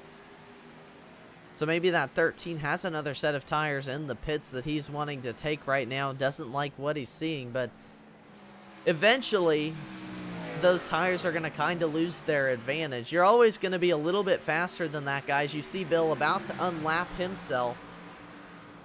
But eventually the tire wear gets so great that you're running almost identical lap times just because they're so worn off that you're going slow no matter what. And so I like to be the 487 because I don't know that those guys can get all the way back around the track again in the next 25 laps without burning so much of their tires off that I'm not going to end up being better off. Even though my tires are 20 laps older, 30 laps older, there's that point where they tend to equalize, and eventually we're going to hit that. And that 5 not going to be having the speed advantage he has right now. You know what? Like I said earlier, I've known Mike for forever. If Mike pulls this off, this will be one of his, if not his favorite win of his career. And I know I might be hyperbole, but I believe that to be the case. He will be absolutely thrilled if he pulls this off, because there's so many times that Mike tried the different strategy and came oh so close and just didn't get it. So deep down, I want Bill to win for his mom, but if Mike pulls this off, I will be very happy for Mike. And one more thing, Mitchell, inside the top 5, I saw our series sponsor, Jason Schue, on a bit of a different strategy. He was running in the top 5. Just wanted to give a shout out to Jason Schue for doing a good job and being a big supporter of our league. And it's nice to see him in the top 5, whether it be strategy based or not. We're going to put a poll out in the chat, actually, so you all can vote. Which do you think is better, the older tire strategy or the newer tire strategy? It's just a little fun thing. We haven't really done that. But go ahead, place your vote in the chat. Which do you think is going to end up winning, the older tires like Mike Tellier and Tom Bourne have, or the newer tires like Bill Edwards has? That's the question. And yeah, big shout out to Jason Schue. Jason is very smooth and consistent. We haven't seen him a ton up at the front here, but love to highlight the race sponsor. Of course, does so much for this series, getting us broadcasted and all that. So yeah, Jason, he would love to come out of here with a top 5. That'd be a very good run for this number 3 car. And like you said, the drivers on the older tire strategy, they are your top 5 right now. The question will be if those drivers on newer tires can run them down in the next 20 laps. And we'll check in again here, because Bill Edwards, he is leading the drivers on the newer tires. Jamar Dumas down pit road right now. Bill exiting turn 2, headed into turn 3 right now. Your race leader, Mike Tellier, he is just headed in. So they're about a straightaway ahead now, is the 5, but it's going to be so close, Garrett. I don't even know. You see Tellier struggling a little bit out of turn 4, letting that 97 go around, but this is going to be a great race, and not in the way you'd always expect. It's always a treat when these tire strategy races just work out so perfectly. But we have no clue who's going to end up winning here. I absolutely love it, and it just builds suspense lap after lap. Your Mike, you're looking at your telemetry, and it's saying, you know, Bill, I don't know, beat me by a second that lap. Okay, there's 17 laps to go. Do the math. He's, you know, okay, I got a shot at this, and then you have one bad lap or one real good lap, and you have to recalculate, and it's very exciting out there on track. So I love it. Yep, and let's highlight some of these other drivers too who are using this strategy. Philip Scott. We talked about how close he came to a win. He's obviously wants to get the win here tonight. He's a little bit far back, 5 seconds behind Mike Tellier, but still, this has got to be a good confidence booster run for Philip if he pulls this out. Jake Bustos has had a lot of good runs, and this would just kind of build on top of that. The 74's had a lot of problems tonight, so this would be a good run as well for him to pull this out. Tom Bourne in the 16. Also, very fast early on, then had himself some trouble. The 16 down pit road, actually. Oh, into the tire barrier. Gets it set to tow in time before the caution came out. Man, that got exciting for a second there. Wow. Let's go back and take a look at that. I think this is Floppy's specialty, and him and Tom are teammates in the team chat. So take a look here at the 16. I guess this is a fitting way if you're gonna just end your night. Just do it in style and head first into the wall here. That's not the way you want to go, certainly, and I've done that before. not a proud moment, so we don't want to highlight him too much, but that What are takes those him out things of a called, top Mitchell? 5. What? Bob Giaquinto always says what those things are called. What are they called? Those things at the edge of pit road. They have a name. I honestly couldn't tell you. They were always to me the yellow barrels. I have no clue. Their Bob says they're much proper better. name. I'm sure he does. We'll have to ask him after this race. You see the 5 of Bill Edwards. He's up into 6th place now. He's just a second behind Jason Schue, actually a lot closer than a second. You see Schue pull down there, Bill into the top 5. Schue pitting, maybe? You think number 3's had enough? Would have been great to see him finish on the top 5, but still a good run for Jason. Just keep it on track, bud. You got 13 more to go, 12 more to go. I just think with the tire fall off, Bill's about 2 seconds a lap faster. He just said, no, I'm not going to fight it. You see DJ Weeks drive by. I think Jason Schue realizes he's not going to be able to hold these guys off for the next 12 laps and just going to nicely let him go by without maybe causing an incident and getting a lot worse finish than what he's probably going to end up with this thing going as it is right now. So Bill Edwards now up inside the top 5, but he's got 7 seconds before he catches Johnny Eckert in the 90. Eckert got around him. When did that happen? You know, I saw that on the scoring blip, Mitchell, and I'm thinking to myself, is Eckert the leader of that group? And I thought my eyes were deceiving me for a second. I'm a bad score monitor watcher, I guess. Johnny Eckert got well in front of Bill Edwards, actually, by about 7 seconds. He's pulled away, and keep in mind, this is the driver who was dominating a lot of this race. So he is about 3 seconds behind Jake Bustos for 3rd. He has 9 laps to catch up. This is going to be close. Lap times, last time by, your race leader, Mike Tellier, a 26.4. Johnny Eckert, a 24.9. So still about a 1.5 seconds faster per lap. But this is the point in the race. You don't have a lot of time, but he's only 4 seconds back of your race leader right now. So at the pace he's running right now, he's going to easily catch up to that 47. We will see, though, because he's got to fight with drivers up here who don't want to do it. Actually change for the lead. The number 47 going down pit road. Wow. Maybe didn't have as much fuel in the tank as he thought. Turns the lead over to Philip Scott. Mike Tellier has to pit out of the lead with 7 laps to go, and that makes me wonder. We saw Tom Board come down pit road. Garrett, do you think fuel's going to be an issue for these drivers? Well, Mitchell, I wasn't counting on it, but it certainly looks to be the case. I thought when those guys pit at that stage that they were set on fuel, set on their tire choice. But like you said just now, I mean, these guys must be somewhat close on fuel. And I thought, you're saying that Mike was probably going to get past for the lead. Catching Philip Scott's one thing, but passing him for a Total Nonstop Racing win, I hate to be the guy trying to do that. Oh yeah, Philip Scott, he is hungry for a win here. He is going to fight you with all he's got. He doesn't care about the tire difference. That is a driver who wants a win very badly this season. Bustos too, Mitchell. Don't forget about Bustos. Bustos a second behind, half second behind Philip Scott. Johnny Eckert right behind Jake Bustos too. You got 5 laps to go. This is a show right here. You could not ask for a much better finish than what we are about to see. Hopefully these two can make it to the end on fuel. And at this point, Garrett, I'm running dry before I come down and pit for fuel. Yeah, you got what you got, Mitchell. You stay out till you're at least past, and even if you're past, you're staying out. Looks like Bustos made it easy on the number 90 there, and now Phil Scott's got nobody in between him and a very hungry newcomer here to the Total Nonstop Racing League.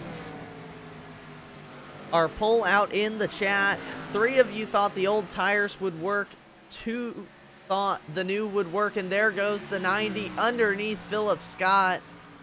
Johnny Eckert retakes the race lead with 3 laps to go. That 99 very off the pace. I wonder if Philip, I know he wants to race him, but he might be in a position where he just has to save a little bit to try and keep out. I don't know, but that 90 has been fast all night long with fresher tires. There just wasn't much Philip could do, it seemed like, to keep in front of him. 2 laps to go. No, I just needed about a 4-lap shorter race here, Mitchell. He might have had it. Just it was a heck of a strategy, heck of a call by those guys, and wow, can't say enough good things about that 90 of Johnny Eckert though, as he's coming to one to go. He put on a show, and it was definitely deserving of this win. And these other guys who were going to finish second, third, and whatnot, they also deserved the run they had because they really fought used tires. You know what a struggle that can be. White flag in the air for Johnny Eckert, his first race this season, and it was an eventful one. Pitted later than these drivers, rained him down with 2 laps to spare, and through turns 3 and 4 for the final time, Johnny Eckert will pick up the win in the I Wanna Go Fast 150, sponsored by Fatal Concepts. Congratulations to him. Philip Scott pulls out the second place finish, and Jake Bustos third. Bill Edwards came so close, Garrett, to that podium finish, couldn't get it done. Fourth place for the 5, and DJ Weeks in the 97. His first start rounds out your top 5. But, man, that was a treat, more of a treat than you would normally expect from a Dover race. The tire strategies made things so interesting. Philip Scott, like you said, 3 laps fewer, and he would have been in victory lane. But it is Johnny Eckert in the 90 who will pick up tonight's race win, and we're going to get to talk to him, Philip Scott and Jake Bustos, after this race. But you cannot say enough about the drive for that 90. Impressive drive for Johnny Eckert here. His return to the Total Nonstop Racing League, conquers the Monster Mile, and pretty much didn't leave any doubt as far as having the speed out there and being capable of winning this race. Wish we could have seen him go up against the J.D. Lairds, the Jason Graciases, the Tristan Mahars, but you can't take anything away from the performance of that number 90 team tonight, Mitchell. And if he's here to stay for the rest of the season, these guys are going to take notice and keep an eye on that number 90. Yeah, I mean, lights out quick all night long. It was him in the 16 early on, but once he got to that race lead, it's like he found a 5th gear in that car. Just lights out pace that we hadn't really seen from anybody. We'll let him finish his burnouts here while we start our post-race interviews. As soon as he is done here, we're going to get all that set up. We've got our drivers queued up. We just have to talk with them here.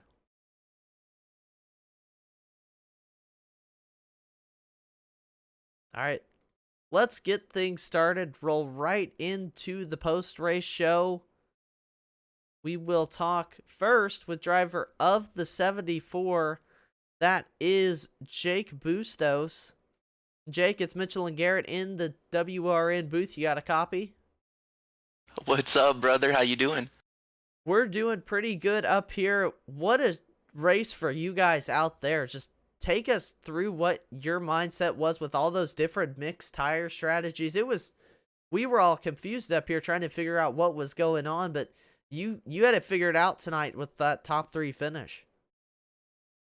Apparently, my strategy at Dover in TNR is to just get junked, and then I can save my tires so good that I'm just there at the end. Because the same thing happened last year. I mean, I got caught up in that wreck coming to the green, and I had like 2 minutes of damage, so I just sat and repaired it all. But I was down on RPM, and I was flashing red if I was up behind a car, so I had to be in clean air. But because I was going so slow, I could save tires. And then that last caution came out, and I was like, screw it, I'm going to throw a Hail Mary. I'm going to top her off and then just run to the finish. And I mean, I walked out of here with the podium, so there's that. Well, it worked out for you, and we've seen you all season long. You've had a lot of speed here in the Total Nonstop Racing Grand National Series, sponsored by Schue Lawn Service. Haven't gotten all the results I think you wanted. You came close to winning in the season opener, but you're sitting in a really nice position, almost top 10 in points. But just a run like this has got to feel good here because you've had some close runs, but tonight you pulled out a great finish on the strategy call. And looking at your race car right now on the stream, that car's beat up, so just one heck of a driving job to get it up here on the podium. Hey, I appreciate it, man. Yeah, there was a time, I think after last race, I just felt that I used all my luck up last year. I had a super long string of top 5 finishes, but it was nice to know that I had the opportunity of saving tires really well tonight with the lack of speed, and that paid off with that long run to the finish. So yeah, it's nice to get a little momentum going. Yeah, and we talk about momentum. Next week, we go to a track that's a little bit different from what we've been running this season, that being the road course at Indianapolis. Take us through your thoughts headed into the only road course we've got this season, because that's a completely different beast than Dover. Oh yeah, I ran the Indy Road with the Cup car in a league last season, and it's just, oh my gosh, it's such a, I don't want to say tough track, but if you miss your mark by just a little bit, you're going to go off, and it's just going to be, I mean, it's going to be the cleanest car is going to win. It's not going to be the fastest guy. We're looking forward to seeing what you've got for the Indy road course. Before we let you go, though, give you a chance to give some shout outs while we've got you in the booth. Oh, I absolutely got to thank you and Garrett up here in the booth. I'm sure Garrett was talking all sorts of bridesmaid stuff or can't win a race. So I look forward to going back and reading that. And thanks to all the TNR guys over here. And how about Johnny Eckert? That's my teammate. I brought him and DJ Weeks in, and we pulled out an Outlaw Racing 135 finish today. So what a debut for him. He's won more races in one race than I have in my entire TNR career. So hats off to him, and I'm sure there's many more to come. Thanks for dropping by and chatting with us here tonight, Jake. And again, best of luck next week at the Indy Road Course. Thanks, guys. Take care. That was driver of the number 74, Jake Bustos, your third place finisher. I believe Garrett Gleason has caught up with Philip Scott here. Oh, Philip, my brother. That was another excruciatingly close chance for you getting a win here in Total Nonstop Racing. Take us through those last couple laps and what you were feeling. Did you think you had it? Oh no, no. I could not turn whatsoever. I didn't take tires on that last go because I was like, I figured that I was kind of just hoping for another yellow. I was kind of stuck back there getting bad luck, bogged down in lap traffic and stuff the whole race, and so I just decided to go for it and take a bunch of extra fuel. Me and Tom both even took a little extra more than that, and I just kind of took it easy trying to save my tires the whole rest of the way. But I noticed, and then I started to gain on Tom, and then Floppy had a flat, and I'm like, oh, I'm in the lead, okay. And um, Johnny was actually really close to me, or not that close to me, not as much as I expected. So I tried to push, which is really hard and to do when I checked at the end, my right front was at 22%. So yeah, it was. I wasn't expecting to win. I knew that the 90 was really fast. I was thinking that the 90 and the 5 were gonna get by me like way earlier than that, and I was just hoping for a top 5. So I'll definitely take that. You put on a tremendous show, and it was certainly an exciting race to watch. How did TrackTribe out there? Was it slick? Did it fit Philip Scott's driving style out there tonight? Usually Dover does, but today something felt off. I don't know if it's because we had only not too long ago raced here in the next gens, but it felt kind of off. Like I was pushing on corner exit way more. It might have just been me driving it out too hard, but like I was driving it how I normally do, and it didn't quite seem the same. So I was really at it having to search around the track way more than usual, trying to get my car hooked up on the bottom corner exits because that's the most important thing here. But yeah, so it was a little off, but I always like going to Dover. It's a lot of fun. Yeah, I had a lot of fun up here in the booth, but let's get away from fun. Let's talk about the Indy Road Course next week. You are our road course aficionado here at the Total Nonstop Racing League. How are you getting that win next week, Philip? What is the secret to the Indy Road Course? Indy Road Course is super, super tough because any flat road course is super hard because you can't rely on camber and all that. You can't rely on the hills to like give you grip and braking. Like Sonoma, for example, last season, you can you gain a lot of grip through those undulations in certain spots. And Indy Road, it's completely flat and so there's a lot of hard braking zones, braking super hard, especially in these Xfinity cars. And so it's just going to be a matter of you can't push it in the Xfinities, especially. You can push on road courses a little bit in the next gens, but Xfinities you gotta like just keep your tires under you the entire race, not even think about going fast. So it's just going to be about hitting your marks next week. Well, I hope you hit enough marks to find that number 99 National Ninja League machine in Victory Lane. But before we let you go, I'd let you have the floor and you give your shout outs, and then we look forward to seeing you next week. Yeah. Shout obviously worldninjaleague.org. Check us out. World Championships coming up in June. So if you're in the North Carolina area, come watch. Well, congratulations on second place, Philip. We'll let you get practicing for the Indy Road course, and Oh yeah. I'll throw it to my broadcast partner, Mitchell Adams, who is in Victory Lane with the number 90 of Johnny Eckert. Yep, trying to find my way to Johnny Eckert. Very crowded in Victory Lane. I think everybody wants to talk to him. Wins in his first trip to the track this season. Johnny Eckert, man, what a night this was for you. Oh yeah, ups and downs and a lot of stress at the end, but ooh, I'm glad to get the win. You came, I think it was about 2 laps to go. You caught up to those guys on fresh tires, so they made you work for it here tonight. You definitely had the fastest car throughout the race, but I mean, that's got to be a wrench into your strategy. How nervous were you trying to run down those guys from a lap down with just a couple laps left to go?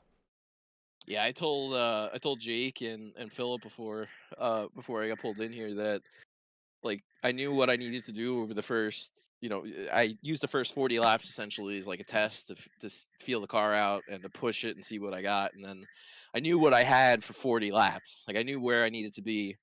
And I pitted I think with 35 to go, and the first 20 laps felt like I was going really really well, but um towards the end, those last 15 or so, the time that I was gaining on Floppy who was the leader at the time, felt like I was gonna like catch him on the last lap, and I was gonna be there absolute last second. And but then he had his issues, so it was a very very stressful last 10 15 laps. I didn't know if I was going to get there. I mean, even behind Jake and Philip, I got within half a straightaway of them, and it felt like my car just died out. The right front was gone, the tires were overheated a little bit. I had good grip in the back, but I just didn't have the rotation anymore. I was losing so much. It felt like I was losing so much in mid corner speed, but thankfully I was able to keep the car together. Jake Jake didn't put up a huge fight, which I really appreciate from him, but I think he knew that I was going to probably get to him at least. But it gave me the opportunity to get to Philip, and I took my time there and made sure not to make a mistake those last couple laps.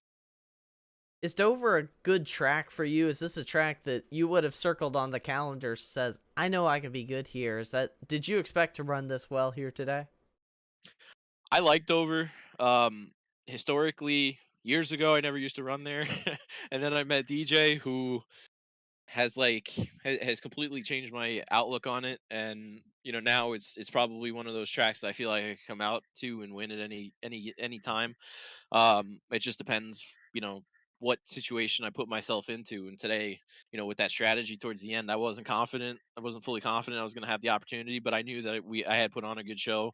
That I had done my job up to that point, and it was all up to getting on the wheel at the end. So Dover's a good track for me. I've got quite a few wins here now, I think, but yeah, it wouldn't be without DJ's help and Jake. Between the two of them tonight, forget it. Well, certainly, congratulations on a great race win here tonight. Before we let you go, keep celebrating, though, give you a chance to give some shout-outs to anyone watching or any sponsors you've got that help you get to victory lane tonight. First off, I want to apologize to Tom. I still haven't looked at the incident, but we made, I don't know if it was net code or whatever, when I was side by side with him, and he got shot into the wall, and I want to apologize to him for that whole situation. I know it effectively ruined his night, and I feel bad for that. But I want to thank you guys for broadcasting. Thanks to the league, the admins, and their sponsors for supporting the league, for allowing me to race. Huge thanks to my outlaw teammates, DJ Weeks and Jake Bustos. Couldn't have done it without them. And yeah, thank you to the competitors tonight, because there sometimes when you race at Dover, it can be a complete and utter nightmare with lap cars and people who are just not aware of what's going on around them. And tonight was really just a great race from my seat. A lot of respect out there, from the lap cars and people, fresher tires all around. So want to thank them, and thank you guys, thank everybody. I'm hyped. I'm really excited. Glad to be here. Oh, we're certainly glad to have you join us here tonight. Next week, I've got to ask you, hoping you come back next week for the Indianapolis Road Course. That's going to be a fun one. We expect to see you back again next Monday night. I do plan on being here from here on out. So Well, that's good. I plan on being here for the rest of the season. Yeah, hopefully it'll be a good show too. You like road course racing? Have you done Indy before? Do you know what you kind of expect from yourself going into that? I'm a big fan of road racing. I'm Indy road course. I've had a couple rough moments with, but this is going to be, I think, third or fourth time that I've raced on there. So um, I'll be a little bit better prepared than I was the last couple times I ran there in other leagues. So hopefully I'll be able to put on a good show. But I'm looking forward to it. I feel like I've made mistakes in other races that I have something to make up for. So hopefully I put on a good run next week as well. It should be a good race. Again, congratulations on the win here tonight. Looking forward to seeing you go for 2 in a row. You would be the third driver to go back-to-back with wins this season. So we will see if you can get that done. Well, I'm going to try. I'll try to make it 2. Yeah, back-to-back. Woo. Yeah, 2. Thank you, guys. Appreciate it. Yep. That was tonight's race winner, Johnny Eckert. Garrett comes into the season and does exactly what he wants to do. Picks up a dominant win here at Dover. Although it almost didn't look like it was going to be a dominant win because of all the mixed bag of the tire strategy. Tonight was just a very, very interesting race. Yeah, Johnny certainly earned the win, and congratulations to him. And I look forward to seeing him try to make it 2 in a row next week. And Mitchell, how unfair is it of Jake Bustos to bring in guys to this league to win the races that he can't win? Like, to me, that is a selfish thing. And Jake, win the race yourself, man, and stop being on the clinging to the coattails of your teammates. All right, man. We will take you through tonight's finishing order here while we're on the topic. Johnny Eckert again picked up the race win here tonight. Philip Scott in second. Jake Bustos comes in third. Then Bill Edwards almost got to talk to Bill post-race. He finishes in fourth. DJ Weeks in his first start rounds out the top 5. Then it was Vincent Valvano. You talked about it, Garrett. Great run for Vinny here tonight. Finishes in 6th place. Almost got the top 5. Gonna go for it again next week. Then James Lorello finishes in 7th. Bob Giaquinto, a solid 8th place finish in the tabletop trio machine.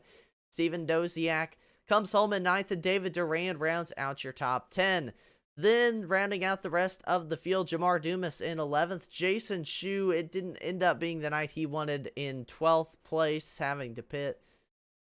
The 13th was Tellier. He was the one who had to pit. I mean, in 14th, Paul Bilson. 15th, Tom Bourne.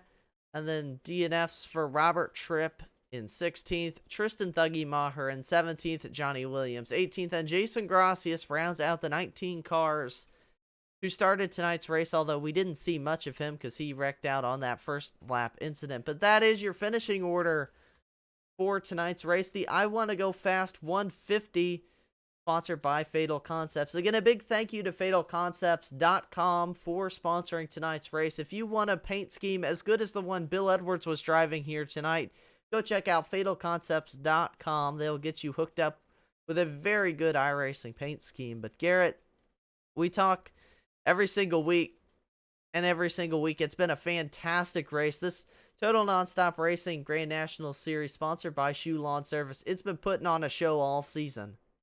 Yeah, I'm very proud of everyone, very appreciative of everyone who supports this league, World Racing Network, Schue Schue just in general for all he does for us, and Bill sponsoring tonight's race, and Tabletop Trio for the Lucky Dog Award. Couldn't do it without the competitors, the sponsors, and the broadcast team. It's a group effort, collaboration, and I love doing this every Monday night, and I hope everybody tunes in next week as we turn left and right at the Indy Road Course. Yeah, next week is going to be another exciting race for sure. The only road course on the schedule. You're going to see different drivers up front who excel at road course racing. Talking about Philip Scott, very good road racer. Paul Bilson, I know in the 00, he's a really good road racer as well. So a lot to keep your eye on next Monday night here on the World Racing Network. Same time, same place. Again, Garrett mentioned all our great series sponsors here in the TNR Grand National Series, sponsored by Schue Lawn Service. And we want to thank you all for tuning in each and every week. We look forward to seeing you next Monday night at Indianapolis. But for all of us at the World Racing Network, myself, Mitchell Adams, my broadcast partner, Garrett Gleason, thank you for tuning in. We will see you next Monday. And until then, stay safe, have fun, and we'll see you next time.